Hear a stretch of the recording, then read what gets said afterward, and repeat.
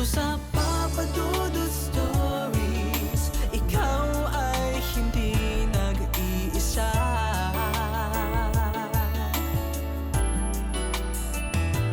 Dito sa Papa Dudut Stories, may nagmamahal sa'yo. Papa Dudut Stories, Papa Dudut Stories. Dear Papa Dudut, sa lahat po ng mga nakatutok ngayon, huwag kalimutan na mag-like, mag-share at mag-subscribe.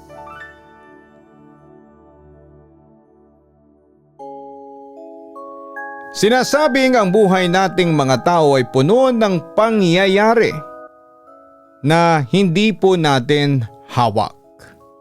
At hindi lahat ng nangyayari ay makakaya nating ipaliwanag. May mga bagay na higit pa sa nakikita ng ating mga mata.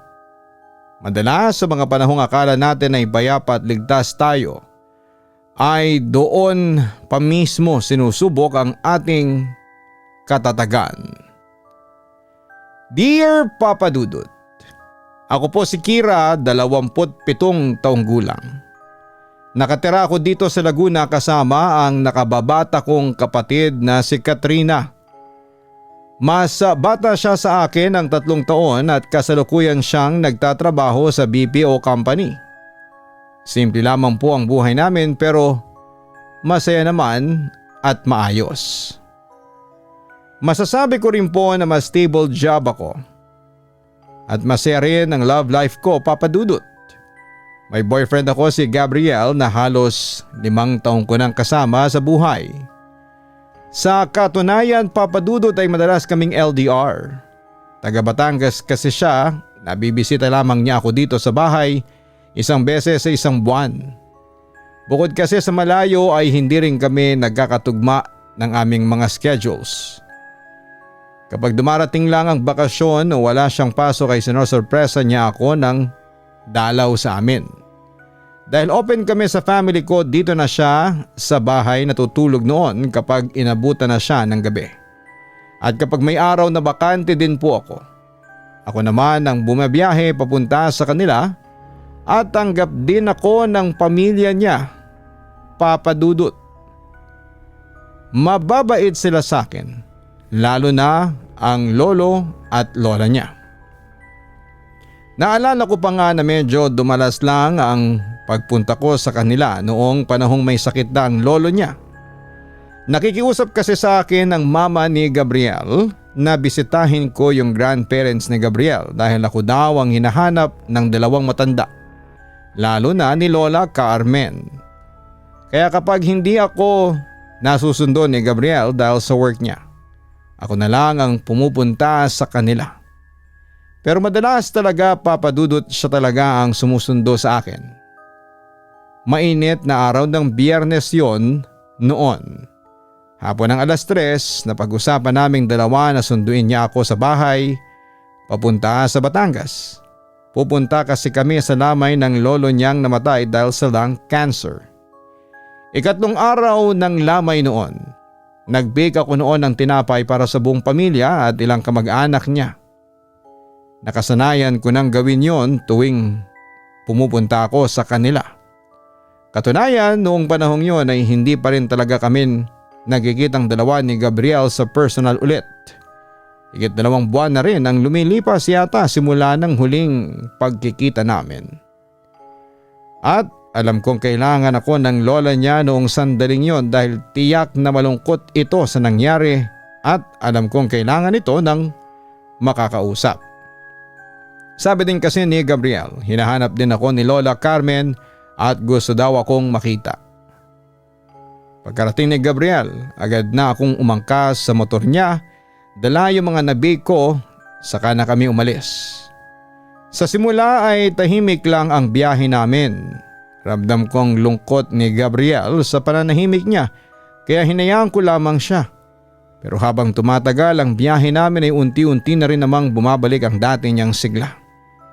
Nagawa na rin naming magkwentuhan noon ng kung ano-ano Habang nasa daan ang mga mata naming pareho, makalipas nga ang halos 1 oras na biyahe ay napagdesisyon na naming huminto muna kami sa isang gasolinahan para magpagas.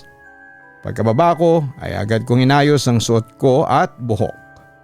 Medyo nasisilaw din ako sa araw noon kaya nagsuot na rin ako ng sunglasses. Sobrang init ng hapong yon pero kaunting tiis na lamang naman ang titiisin ko at makakarating na kami sa Lipa.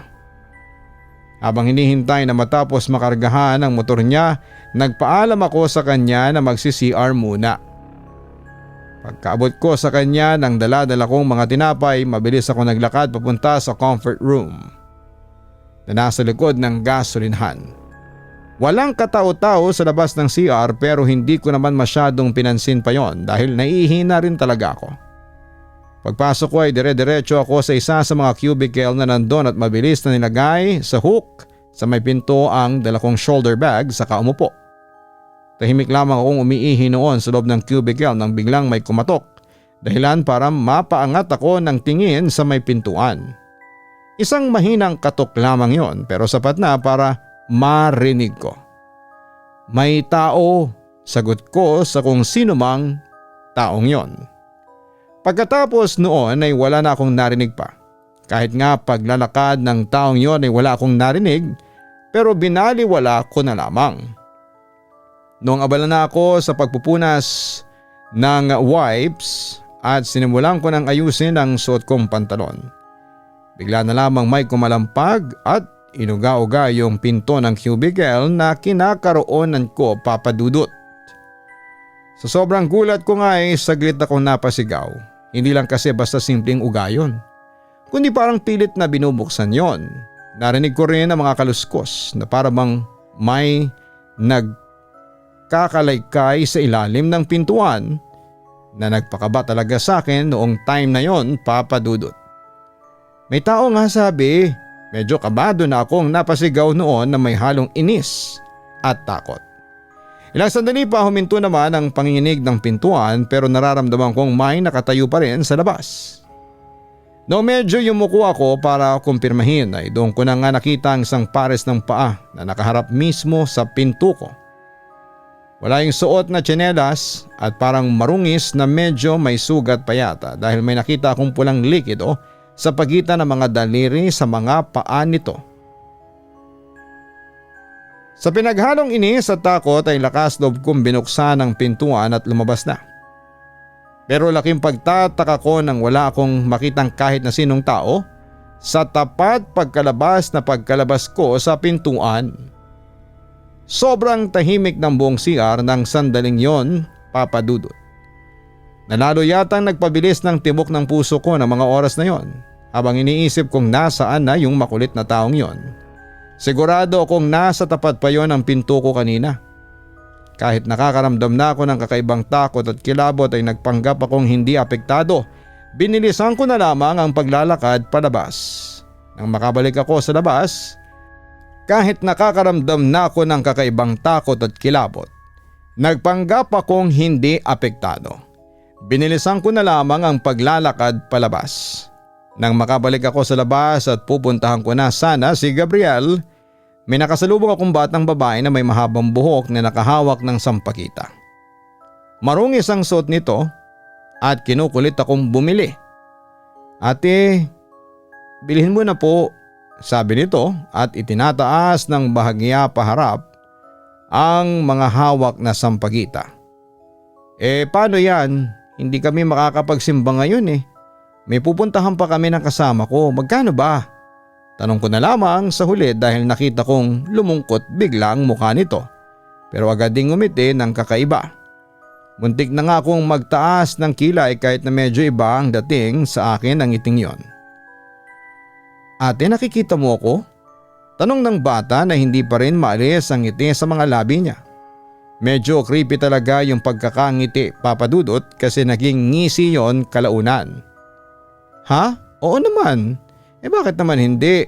Sagot ko at nagtataka talaga ako noon dahil hindi ko rin makuha ang ibig niyang sabihin. Lalong mas lumawak pa ang pagkangisi nito habang hindi inaalis ang tingin sa akin Sabay sabing, bilhin mo na po ito. Ibigay mo sa pupuntahan niyo. Gusto ko na pong umuwi. Tulungan mo po ako ate. Pagkasabi nito ay sakto namang biglang tinawag ako ni Gabriel. Siguro ay ako na lang ang hinihintay para makalis na kami. Nung kakausapin ko na sana ang bata kung magkano ang sampagita dahil bala kong bilhin na lamang lahat ng hawak niya, pero natigilan ako dahil wala na ang bata sa gilid ko na sa isang iglap ay nawala na parang bula at hindi ko na ito nakita pa. Kumunot ang noo ko na may halong kakaibang kilabot. Nasa na yun? Tanong ko sa sarili ko bago dali-daling lumakad papunta kay Gabriel. Nang makarating kami sa Lipa, Batangas ng 2:00 na ng hapon, madami ng tao sa bahay nila Gabriel. Abala na rin ang iba sa pagkain ng merienda na inihanda ng pamilya ni Gabriel. May mga nagsusugal na rin sa kabilang banda at ang iba naman ay nakikipagkwentuhan habang nagkakape. Ramdam ko na rin ang lamig ng hangin dahil mapuno sa kanila. Medyo umayos na rin ang pakiramdam ko dahil sumama bigla ang pakiramdam ko noong nasa kalagitnaan pa lamang kami ng biyahe ni Gabriel. Tinanong kaagad niya ako kung ayos na ba ako. Tumango na lamang ako bilang sagot bago niya iparada ang motor niya. Habang hinihintay ko siya para sabay na kaming lumapit sa bahay nila, napalingon ako sa may kawayan na nasa hindi kalayuan sa bahay nila. Hindi ko alam kung bakit pero parang may nakatingin sa akin mula doon. Tapos ay may nakita akong tao na nakasilip doon. Halos anino na nga lang ang naninagan ko kasi sobrang bilis na nagtago nun. At nang hinawakan na ni Gabriel ang kamay ko at yayain na niya akong pumasok sa bahay nila ay binaliwala ko na lamang ang kakaibang nangyaring yon, Papa Dudut. Love, kumain ka muna. Nagluto si mama ng kanin at ulam. Adobo yata. Sabi ni Gabriel sabay turo sa lamesa sa sala na may ilang pagkain na nandoon. Sige, magmamano muna ako sa lola mo at kina tito at tita. Sagot ko. Tumango naman siya. Naglakad ako papunta sa pwesto ng kabaong kung saan nandoon ang mga magulang niya at lola niya na nakaupo sa tabi noon. May ibang matatanda din doon na mukhang sila yung nagbabasa ng Biblia para sa lamay. Kitang kita kong sobrang lungkot ni Lola Carmen pagkalapit ko sa kanya. Halatang pagod at puyat pero makikitang ayaw talagang iwanan sandali ang asawang nakahimlay doon. Nagmano muna ako sa magulang ni Gabriel saka ko tinungo ang kinakaupuan ni Lola Carmen. Pagkalapit ko ay tinawag ko siya ng lola sabay mano. My deepest condolences po. Mabutit nakarating kayo ng maayos. Sabi niya sabay hawak sa kamay ko. Kumain na ba kayo? May pagkain dyan. Kumain na muna kayo ha. Saka kayo magpahinga. Huwag po ninyo kaming alalahanin lola. Mamaya na lang po ako kakain. Sasamahan po muna kita dito. Gusto mo po bang magpahinga muna kahit saglit? Ako na po muna magbabantay kay lolo dito. Magalang na alok ko pero tinanggihan niya. Ang sabi niya mamaya na raw siya matutulog kapag sobrang antok na siya. Hindi ko na lang siya pinilit noon, Papa Dudut. Kumuha na lamang ako ng maupuan at nilagay sa tabi niya. Inabot ko rin mismo sa kanya ang abuloy ko. Nang makaupo na ako ay napansin ko ang iba't ibang klase ng tao na naroon sa loob. May mga kamag-anak na galing pa sa malalayong lugar, mga kaibigan at mga kapitbahay. Lahat sila ay naroon para makiramay. May mga nagkwekwentuhan, may mga bahagyang nagtatawanan. At meron ding naglalaro ng baraha sa labas ng bahay. Tipikal na lamayan na makikita mo sa mga probinsya noon. Madalas kinakausap ako ni Lola Carmen at madalas siyang umiiyak habang nagkwekwento ng mga alaala na kasama si Lolo Andy at palagi niyang sinasabi kung gaano na niya nami-miss ang asawa. Kaya tamang yakap at pag-alalay sa kanyang nagawa ko ng mga sandaling yon. May pagkakataon na tumatayo din ako para kumuha ng maiinom niya o makakain dahil nasabi sa akin ni Gabriel na malimit na lamang daw magkaroon ng gana sa pagkain ng lola niya, na parang gusto na ring sumunod sa yumaong asawa nito. Binigyan ko siya ng tinapay na nabake ko at nakakatuwa lang dahil kinain niya yon matapos kong sabihin na ako ang nagluto noon para sa kanya. Iba kasi yung ginawa kong tinapay para sa kanya dahil iniisip ko noon na bawal siya sa matatamis. Papadilim na noon nang makumbinse ko si Lola Carmen na matulog na muna para makapagpahinga din sa ilang gabing puyat. Sandaling sinabayan ko muna siya na mahiga at matulog noon bago siya iwan sa kwarto nila. Habang umiinom ako ng kape at kasalukuyang nakikipagkwentuhan sa mga pinsan ni Gabriel, nang gabing yon, siguro ay nasa alas 11, napadako ang tingin ko sa labas ng bahay kung saan ay may mga naglalaro ng baraha at ng mahjong. Natigilan ako nang mapansin kong may isang matandang babae na nakabelo na kulay itim na nakatingin sa akin. Iba yung paraan nito ng pagkakatingin sa akin. Para bang may galit. Kaya napatingin ako sa katabi kong pinsan ni Gabriel na si Angela para itanong kung sino yung matandang yon, pero nang lingunin ko na pabalik ay wala na doon yung matandang babae. Sinong matanda ate? Saan? Tanong ni Angela noong matigilan ako kasi hindi ko na makita yung matanda na ituturo ko na sana sa kanya. Wala na, umalis na yata eh. Nasabi ko na lamang at binago na lamang ang topic. Pero hindi pa rin naalis sa isipan ko yung paraan kung paano ako pinakatitigan noon, Papa Dudut. Dumating ang 12 midnight nang mag-alok muli ng pagkain si Gabriel sa mga nakikilamay. Nang makasalubong ko siya ay binigyan niya ako ng pinggan na may lamang kanin at ulam. Kakatapos ko lang dinoong tumulong maghugas ng mga hugasin sa kusina nila, sabi niya ay kumain daw muna ako bago ako matulog. Nagpaalam kasi ako noon sa kanya na iidlip pagkatapos maghugas. Nang makakain na ako ay naisipan kong dumungaw muna sandali sa kabaong ni Lolo Andy. Payapang mukha niya at parang natutulog lamang siya. Alisin ko na sana noon ang tingin ko sa kanya nang mapansin kong parang gumagalaw yung talukap ng mga mata niya. Para makumpirma, matamang pinakatitigan ko si Lolo Andy.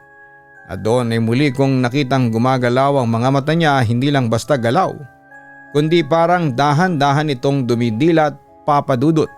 Natigilan ako sandali bago napalayo sa kabaong. Sinubukan kong pakalmahin ang sarili ko at iniisip na baka dala lamang ng pagod at medyo antok na. Kaya marahil ay namamalikmata lamang siguro ako ng sandaling yon. Pinilit kong ibaling ang tingin ko sa ibang bagay. Sinubukan ko rin munang makipagkwentuhan sandali sa mga pinsan ni Gabriel bago pumasok sa kwarto niya. Pero kahit na anong gawin kong pagpikit noon ay bumabalik sa ala-ala ko yung kabaong at ang paggalaw ng mata ni Lolo Andy na nasaksihan ko. Hanggang sa bigla na lamang tumingin sa akin ang mga mulat niyang mga mata. Na kinabalikwas ko ng bangon. Papa Dudut, doon ko lang napagtanton na nakatulog na pala ako, na binabangungot na pala ako. Eksakto naman nakakapasok lamang ni Gabriel para kumustahin sana ako. Pero nang makita niyang hinahabol ko pa ang paghinga ko ay mabilis niya akong nilapitan at nag-aalalang tinanong kung ayos lang ba ako. Sinabi kong nabangungot ako kaya humingi ako ng isang basong tubig sa kanya. Agad naman siyang pumunta sa kusina at kumuha. Pagkainom ko ay nagpaalam ako magsi-CR na muna, pero nung nasa loob na ako paglingon ko sa may bintana ay napasigaw ako sa pagkagulat nang makitang may nakatayong tao sa tapat ng bintana. Yun yung matandang babae na nakasuot ng itim na damit at belo. Nakatingin sa akin, Papa Dudut. Hindi lang basta tingin, kundi parang may binubulong ito na hindi ko naman maintindihan. Nang biglang kumatok si Gabriel at nag-aalalang nagtanong kung ano ang nangyayari dahil siguro'y narinig niya ang sigaw ko pagbalik ko ng tingin sa bintana sa isang iglapay na wala na ang matanda. Binuksan ko kaagad ang pintuan at agad na nagtago sa likuran ni Gabriel sa sobrang takot. Sinabi ko sa kanya na may matandang babae na nasa may bintana at nakatingin sa akin. Mabilis naman pumasok ng CR si Gabriel para i-check ang bintana, yung tinutukoy ko, pero wala na rin siyang nakitang tao doon. Nang akmang lalabasin na ni Gabriel at kinutuban na akong baka mag-amok siya sa labas para alamin kung sino yung matandang yon, agad ko na lamang siyang pinakalma at sinabihang hayaan na lang. Kahit na medyo kinakabahan pa rin talaga ako sa nangyari ng mga sandaling yon, Papa Dudut. Mag-aalas 3 na ng madaling araw nang magpaalam na si Gabriel sa mga magulang niya na matutulog na muna kami matapos naming tumulong sa pagluluto at pagbibigay ng mga sopas, tinapay at kape sa mga tao. Pagkahiga na pagkahiga pa nga lang ni Gabriel, ilang minuto lang ang lumipas ay humihilik na kaagad siya sa sobrang pagod.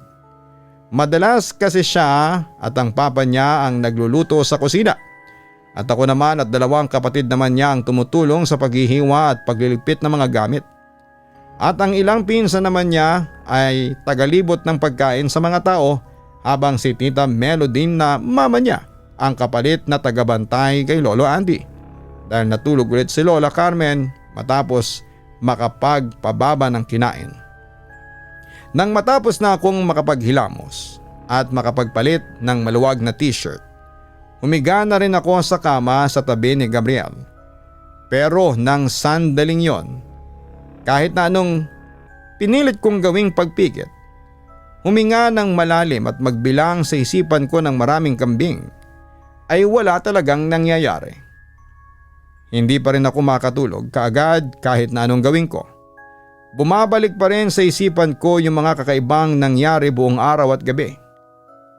Ilang minuto din siguro akong pabaling-baling sa higaan nang sa wakas ay dinapuan din ako ng antok dahil nagawa ko na ngang humika bago ako tuluyang makatulog. Pero hindi rin nagtagal ay parang may nararamdaman akong humihinga sa mukha ko. Inisip ko pa nga noong una na baka si Gabriel lang. Noong sinubukan ko magmulat, hindi ko maintindihan pero nakakaramdam ako ng alinlangan na tuluyang gawin yon. Kaya ang ginawa ko ay inunti-unti ko lang hanggang sa parang naaaninag ko na may nakatayo sa paanan ko. Sigurado akong hindi siya ang boyfriend ko dahil parang babae yon. Sinubukan kong mariing pumikit. Nagtry din akong gumalaw para sana'y gisingin si Gabriel pero hindi ko kayang igalaw ang katawan ko. Kahit mga daliri ko, hindi ko po maikilos.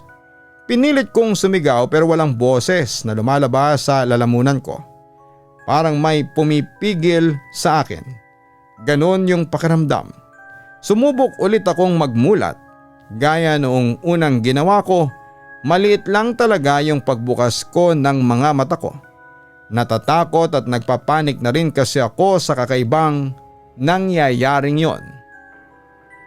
At doon ko na nga tuluyang nakita, Papa Dudut, yung nakatayo sa paanan ng higaan kung saan kami nakahiga ni Gabriel, yung matandang nakabelo ng itim.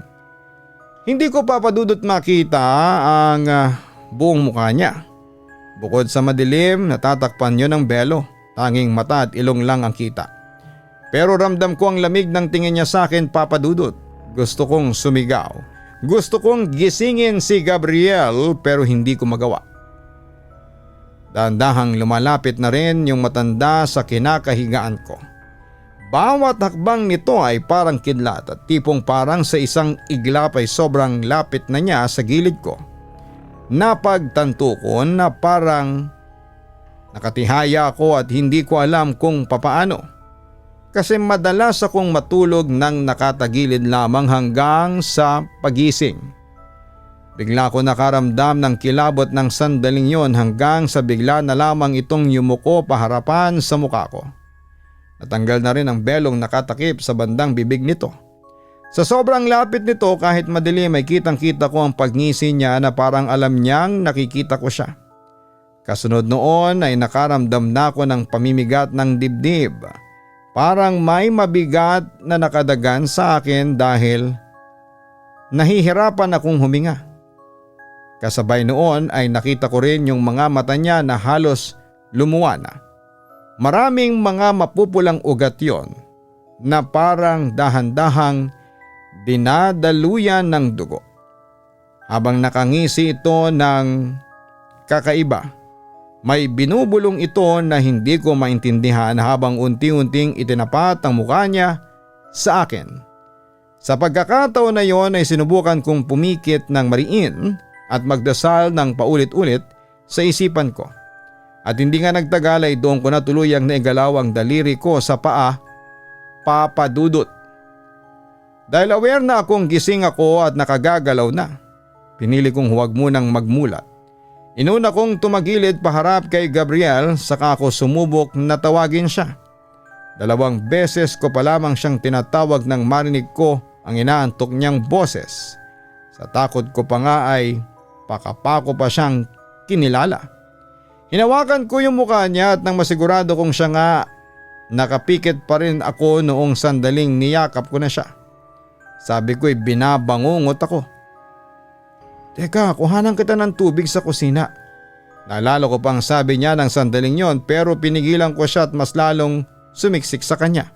Doon ko lang din nagawang magmulat ng tuluyan kasi siguradong gising na ako sa bangungot na yon.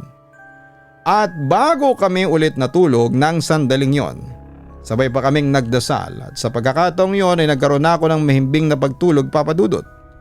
Nagising na lamang ako 7 a.m. na ng umaga. Wala na rin sa tabi ko si Gabriel. Nalaman ko na lang na nandun na siya sa kusina noong bumangon na ako at lumabas ng kwarto. Kakatapos lamang niyang magluto ng makakain naming lahat. Nagalmusal muna kami ng umagang yon, Papa Dudut. Bago kami gumayak pa uwi sa Laguna, kailangan ko rin kasing pumasok na sa trabaho kinabukasan, lalo at 2 days lang ang leave ko. May mga gagawin din kasi ako sa bahay kaya kailangan ko na rin talagang umuwi na. Habang nag-aalmusal kami ay napansin ko yung isang kwintas ng sampagitan na nasa altar nila. Bigla ko naalala yung inalok na sampagitan sa akin ng bata sa gasoline station na hindi ko na nabili pa. Tapos ay napansin yata ako ni Gabriel na nakatitig ako doon. Isinabit ko na pala yan dyan kahapon, yung bitbit mong sampagita, love. Sabi niya na ikinatigil ko sandali sa pagsubok. Parang nag-loading yung utak ko. Ha? Bit-bit ko? Wala akong dalang sampagita. Git ko at nalilito sa sinabi niya. Bit-bit mo talaga yung kahapon, love. Git din niya. Base naman sa nakita kong reaksyon niya ay mukha namang hindi niya ako binibiro ng mga sandaling yon, Papa Dudut. Kaya napaisip din ako. Dagdag pa niya ay nakita pangaraw niyang hawak ko yon. Nilagay ko raw sa plastic bag kasama yung mga tinapay bago ako umangkas. At yung pangyayaring yon, Papa Dudut, hanggang ngayon ay hindi ko talaga maalala paano nangyari ang lahat ng yon. Sigurado kasi akong hindi ako nakabili ng sampagita doon sa bata sa gas station.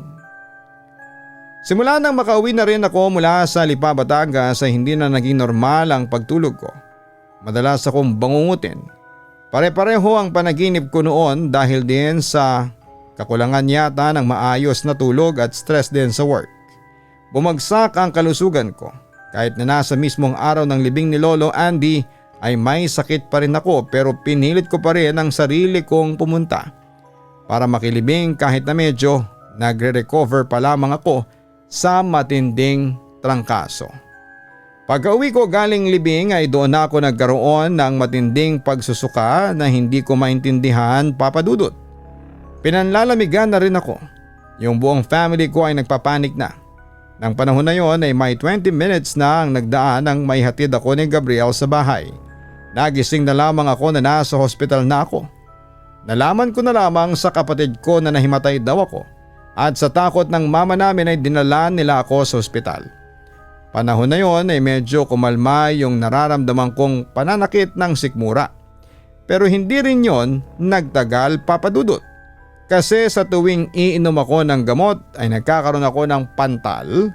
Sabi naman ng doktor ay normal naman daw ang mga results sa laboratories ko. At iba pang test na ginawa sa akin.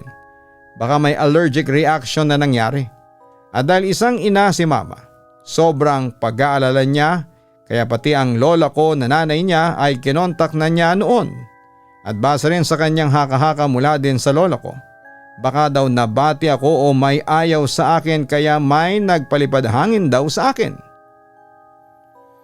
Hindi ko maintindihan yun nung una, Papa Dudut, lalo na kasi at hindi naman namin yon madalas marinig ng kapatid ko. Basta ang natatandaan ko, sabi ni Lola Asun, ay pupuntahan daw niya yung manggagamot na kilala niya at kakausapin daw niya para ipagamot ako doon.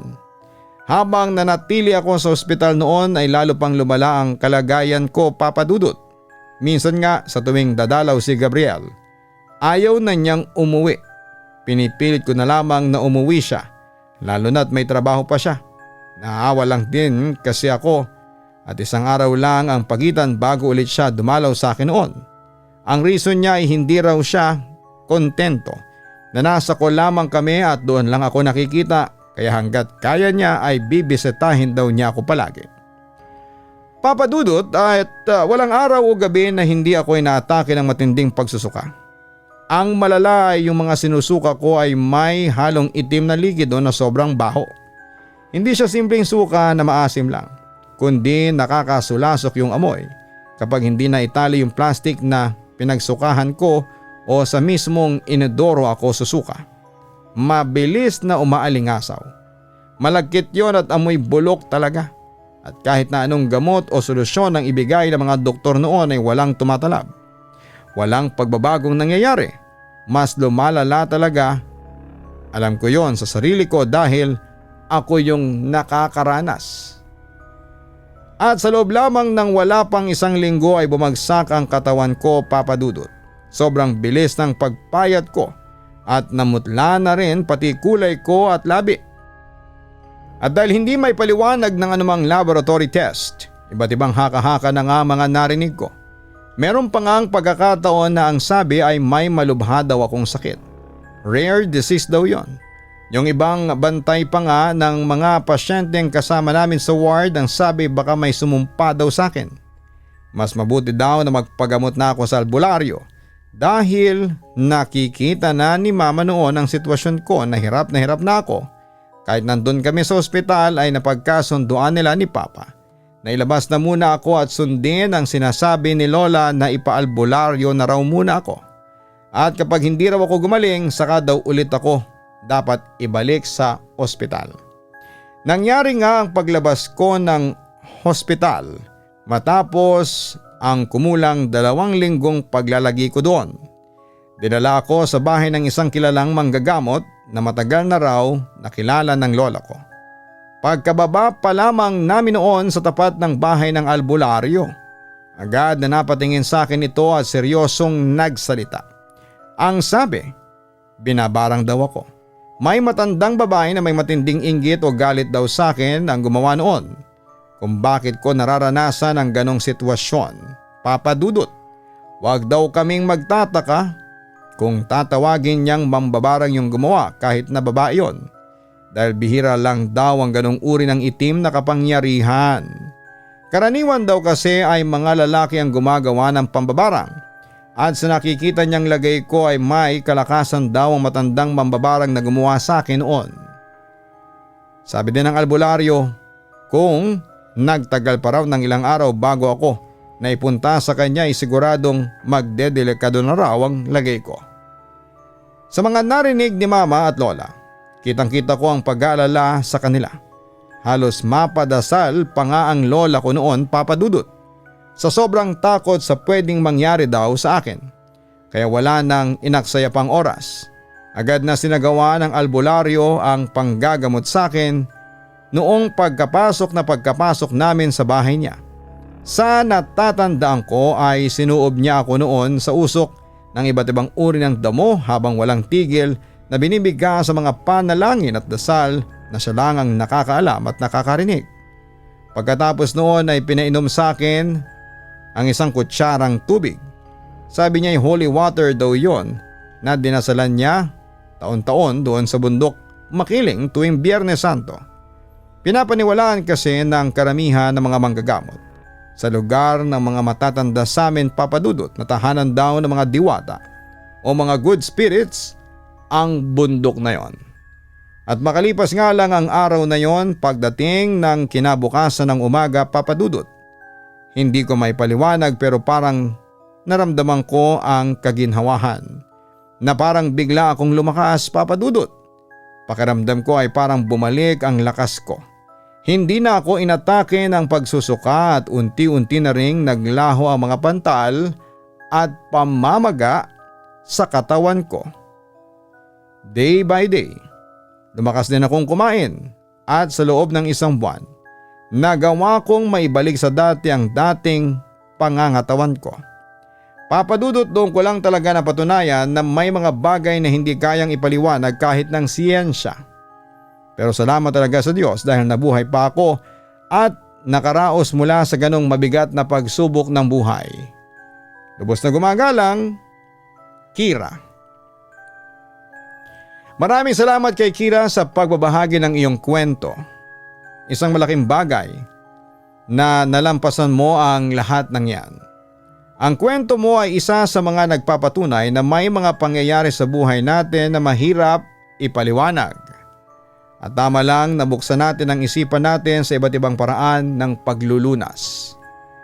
Minsan ay hindi rin masamang pakinggan at maniwala sa mga paniniwala ng iba na hindi natin pinapaniwalaan noon.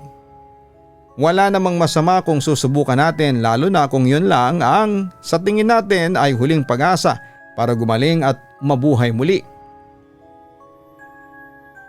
Pero hanggat maaari, mas mabuti pa ring magpakonsulta muna kayo sa mga eksperto, sa mga taong may sapat na kaalaman at kasanayan, dahil ang kalusugan at buhay ay hindi dapat ipagsapalaran. Sobrang mahalaga ito kaya bigyan natin ng pag-iingat at tamang pagpapahalaga sa oras. Maraming salamat po, huwag kalimutan na mag-like, mag-share at mag-subscribe.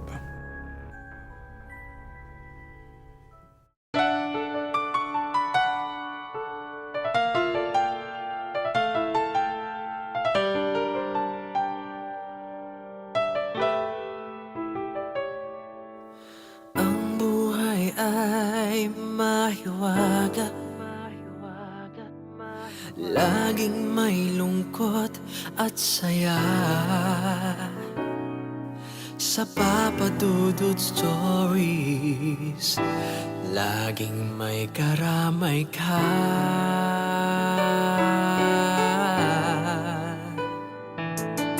Mga problemang kay bigat, dito ay pakikinggan ka. Sa Papa Dudut Stories, kami ay iyong kasama. Dito sa Papa Dudut Stories, ikaw ay hindi nag-iisa.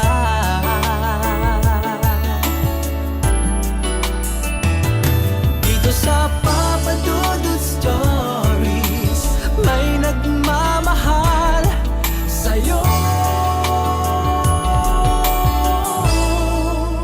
Papa Dudut Stories,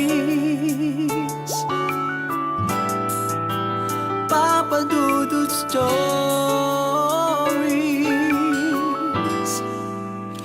Papa Dudut Stories.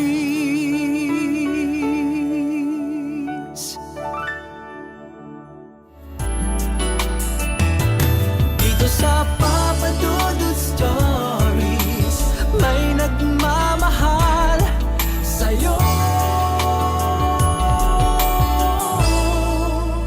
Papa Dudut Stories, Papa Dudut Stories. Hello mga ka-online, si Papa Dudut po ito.